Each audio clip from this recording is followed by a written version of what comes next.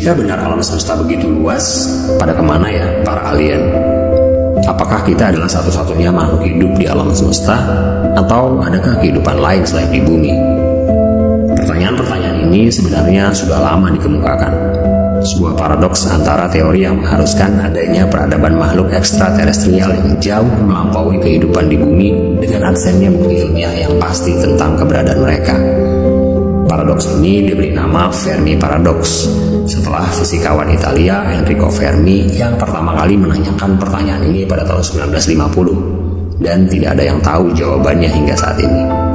Pertanyaan ini sangat mengganggu karena alam semesta kita katanya punya diameter 90 miliar tahun cahaya, punya setidaknya sekitar 100 miliar galaksi yang masing-masing terdiri dari 100 hingga 1000 miliar bintang, dan sekitar 10 pangkat 20 planet yang tersebar di alam semesta, atau bisa ditulis dengan angka 1 dengan 0 segini banyak. Saya jadi teringat sama anglerfish di film Nemo. Di kedalaman 3000 kaki di bawah laut, kira-kira mereka sadar nggak ya ada kita?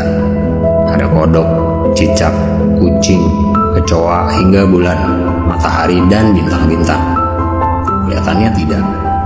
Tapi seperti halnya anglerfish yang mungkin nggak menyadari keberadaan kita, begitu juga kita yang mungkin nggak sadar ada makhluk lain selain manusia di alam semesta.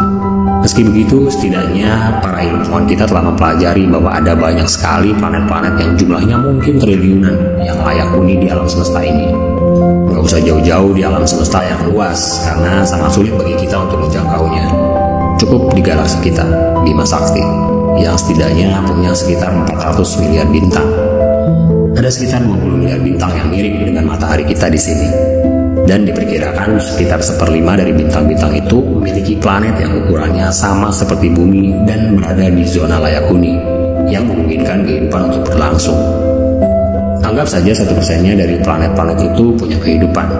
Setidaknya ada 10 juta planet yang punya penghuni di galaksi kita. Tapi sekali lagi, kemana ya mereka? Nggak ada SMS atau telepon barangkali. Bahkan nggak ada yang menjawab panggilan kita. Kita benar-benar seperti sendirian di alam semesta.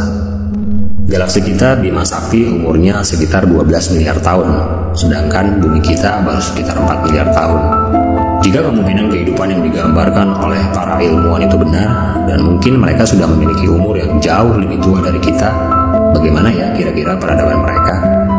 Skala Kardashev membagi-bagi tingkat peradaban berdasarkan kemampuan sebuah koloni dalam mengolah sumber daya alamnya.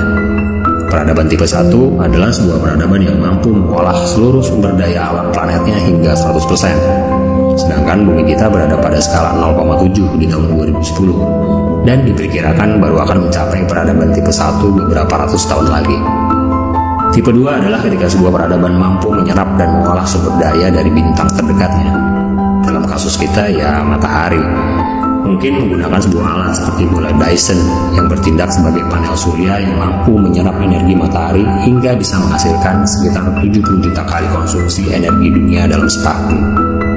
Tipe 3 adalah sebuah peradaban yang mampu menyerap semua energi yang ada di galaksinya, menjadikannya peradaban yang sangat maju yang mungkin hanya bisa digambarkan melalui film-film fiksi.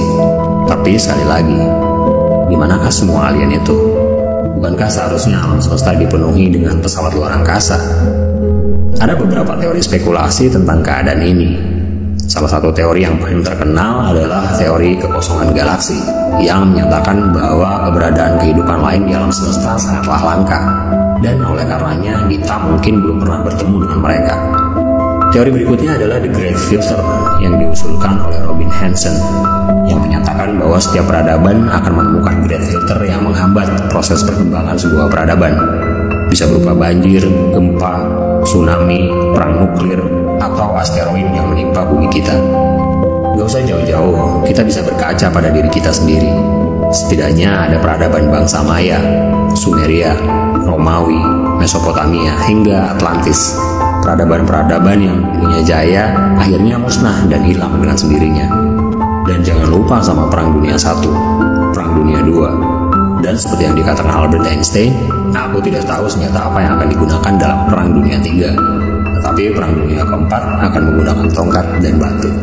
Oh ya, by the way, negeri Konoha juga punya masalahnya sendiri, Great Filternya sendiri. Salah satunya, meski bukan satu-satunya, adalah korupsi. Lah kok jadi ke sana? Tapi mungkin para alien itu juga sama seperti kita, gagal sebelum mereka sempat melintasi galaksi. Atau barangkali kita memang cuma satu-satunya